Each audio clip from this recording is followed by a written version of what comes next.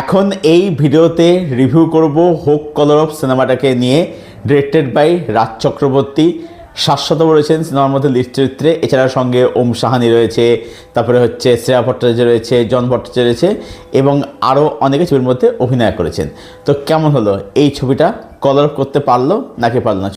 গল্প সম্পর্কে খুব বেশি কিছু বলার এখানে প্রয়োজন মনে করছি না। এই গল্প সম্বন্ধে আপনারা সবাই জানেন, ঘটনা সম্বন্ধে সবাই জানেন যে হোক কলর অফ যাদবপুর ইউনিভার্সিটির ঘটে যায় একটি মর্মান্তিক ঘটনা, যেখানে এক ছাত্র র্যাগিং শিকার হয়ে মারা গেছিল। এবং আপনারা সবাই জানেন যে এই সেম ঘটনা থেকে ইন্সপিরেশন নিয়ে হইচই তার সিরিজ হয়েছিল বিজয়া, সেখানে স্বস্তিকা মুখার্জি ম্যাডাম ছিলেন সেই সিরিজটার মধ্যে। সেটা যথেষ্ট ভালো রাখা ছিল, ডিরেক্টর ছিলেন সায়ন্তন ঘোষাল। তো এবার সিনেমাটা কীরকম হলো? তো অনেস্টলি বলছি যে সিনেমাটার মধ্যে আমার জন্যে সামান্যই কিছু ভালো দিক রয়েছে এবং বেশ অনেকগুলোই নেগেটিভ দিক, মেজর ইস্যুস রয়েছে। তো প্রথম বলে কী কী ভালো দিক রয়েছে। প্রথম কথা হচ্ছে যে এই সিনেমাটার যে মেসেজ সেটা কিন্তু ভালো।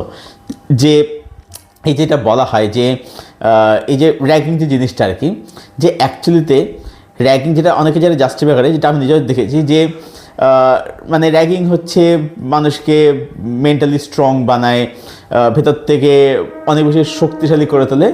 বাট সেটা কখনো একটা মানুষ কিন্তু শক্তিশালী করে তার কিন্তু ওয়ে আউট কখনো কিন্তু নেয়। দেখুন মানে শক্তিশালী করার কিন্তু আরও অনেক ওয়ে আউট, র্যাগিং সেটা কখনোই কিন্তু রাস্তা নেয়। দ্বিতীয় হচ্ছে যে এই যে আমরা দেখতে পাই, যেটা বলে থাকে অনেকেই যে যে একটা সময় যারা এখন র্যাগিং করছে তারা নিজেরা একসময় র্যাগিং তারা হয়েছে। এবার যেহেতু তারা র্যাগিং হয়ে যায় তাই তারা যখন সিনিয়র জায়গায় পৌঁছে তখন তারা আবার র্যাগিংটা করছে। তো এটা একটা মানে ট্র্যাডিশন যেটা মানে চলে আসছে আর কি। বাট এটা শেষ কোথায়? তো এই ব্যাপারগুলো এখানে ভালো। তারপর হচ্ছে এই যে আমরা নানাভাবে ডিসক্রিমিনেশন যে করি, যে ধরুন আজকে যে লোকটা দেখাচ্ছে মানুষ আজকে মেদিনীপুর থেকে এসছে বা পুরুলিয়া থেকে এসছে, এবার তার ভাষার টান একরকম হবে। বা আপনি যে ধরুন আজকে চলে নদিয়া ডিস্ট্রিক্টে, নদিয়া যে মানুষটা বাস করে তার ভাষার টান, তার কথা বলার টান আর এক রকম হবে। তো এই যে আমরা ডিসক্রিমিনেট করি, যে ওতে কেমন আইসে খাইছে এরকম করে কথা বলে, ঠিক আছে, এটা নিয়ে আমরা যে একটা মানে তাকে নিয়ে একটা যে বুলি করি ব্যাপারটা, সেটাকেও অ্যাড্রেস করা হয়ে যায়, সেগুলো মেসেজ দেওয়া, সেগুলো ভালো।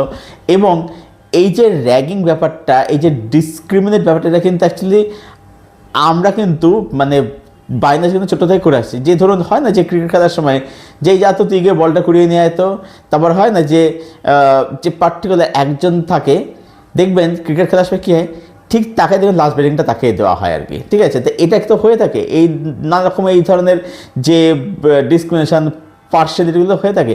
তো এই মেসেজগুলো কিন্তু ভালো। আর এছাড়া বলবো এখানে শাশ্বতবাবুর পারফরমেন্স এখানে ভালো এবং কিছু কনভার্সন ভালো। এছাড়াও শ্রেয়া ভট্টাচার্য বলুন, জন ভট্টাচার্য বলুন, ওম সাহানি, তাদের কাজ এখানে বললো যে ভালোই, বেশ ভালো। জন কিন্তু আসলে বেশ ভালো কাজ, ওমের কাজও ভালো আর কি। তো মোটামুটি এই হচ্ছে সিনেমার সেকেন্ড হাফে গিয়ে বলবো যে একটু যাতে ওঠে, মানে যাতে ওঠে বলতে কি মানে একটু বেটার হয় আর কি, মানে একটু ওয়াচেবল হয় আর কি। ব্যাস এই হচ্ছে সিনেমার হচ্ছে পজিটিভ দিক।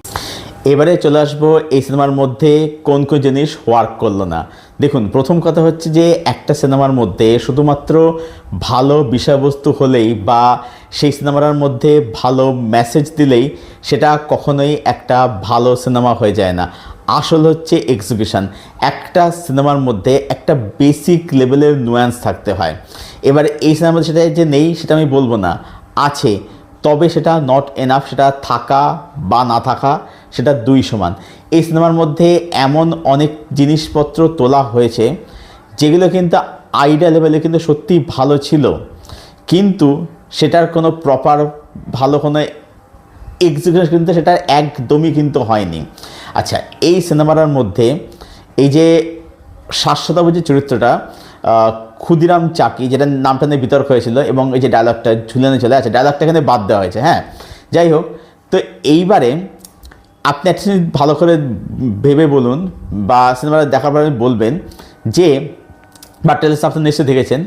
তো ধরুন এই যে প্রলয়ের যে ক্যারেক্টারটা অনিমেষ দত্ত, আপনি দেখে বলুন তো যে অনিমেষ দত্ত আর এই হোক কলরবের ক্ষুদিরাম চাকি, এই দুটো চরিত্রের মধ্যে আপনি কি খুব বিশেষ কিছু তফাৎ কি করতে পারছেন? সেটা আমাকে কমেন্ট করে জানাবেন। হ্যাঁ, তফাৎ করতে পারছেন কিনা।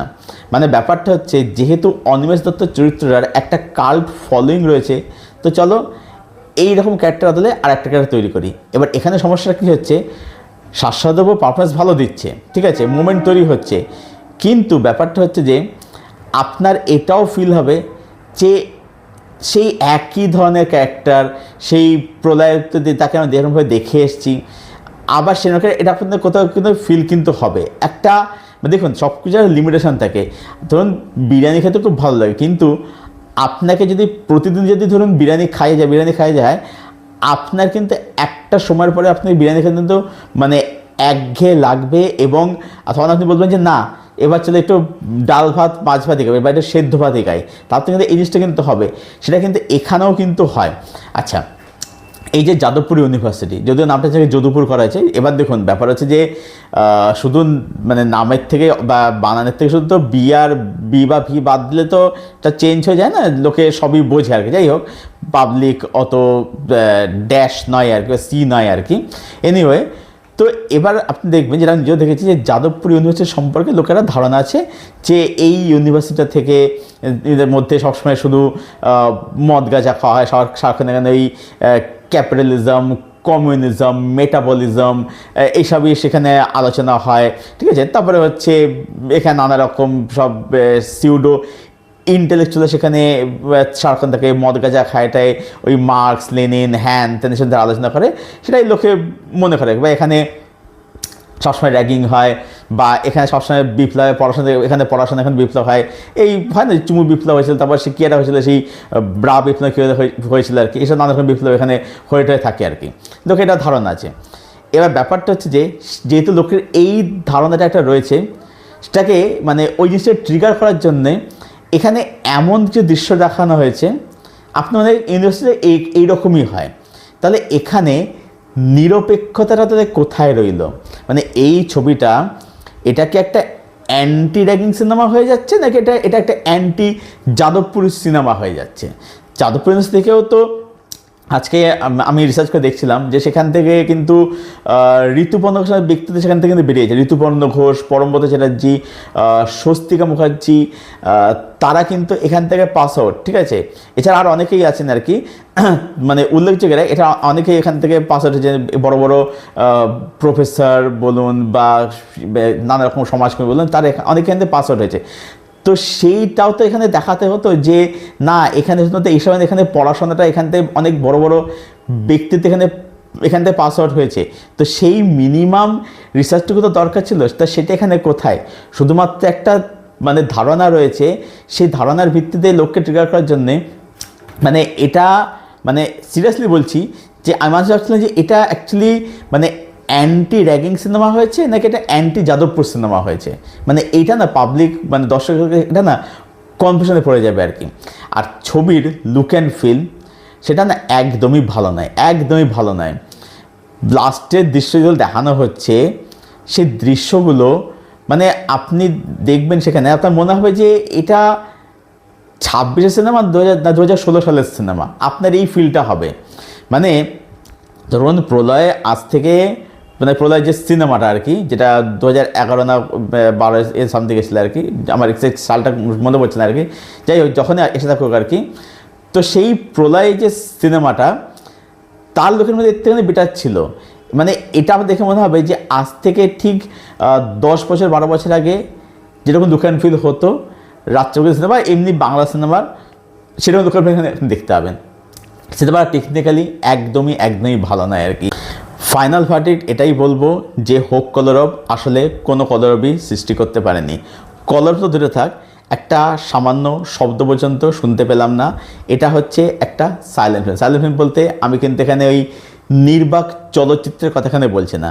ছবিটার মধ্যে আসলে সত্যি কথা বলতে কিছুই নেই।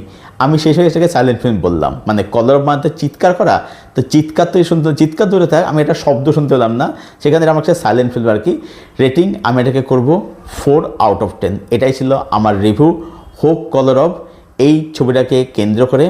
ছবিটা যারা আপনারা দেখেননি, দেখবে বলে মনে করছেন, দেখে আসতে পারেন, আপনার নিকটবর্তী সিনেমা হলে গিয়ে এবং দেখে এসে জানাবেন কমেন্ট করে ছবিটা আপনাদের কীরকম লাগলো। আর যারা ছবিটা দেখে ফেলেছেন আপনাদের কি মতামত সেটা অবশ্যই জানাবেন কমেন্ট করে। আপনাদের কমেন্টের উত্তর আমি ডেফিনেটলি দেব। আর এই ভিডিওটা ভালো লাগলে ভিডিওটাকে অবশ্যই লাইক করবেন, শেয়ার করবেন, চ্যানেলটাকে অবশ্যই সাবস্ক্রাইব করবেন। তো চলুন ভিডিও এখানেই শেষ করছি। দেখা হচ্ছে আপনাদের সঙ্গে নেক্সট ভিডিওতে। Till then, stay best, stay healthy and keep watching good content.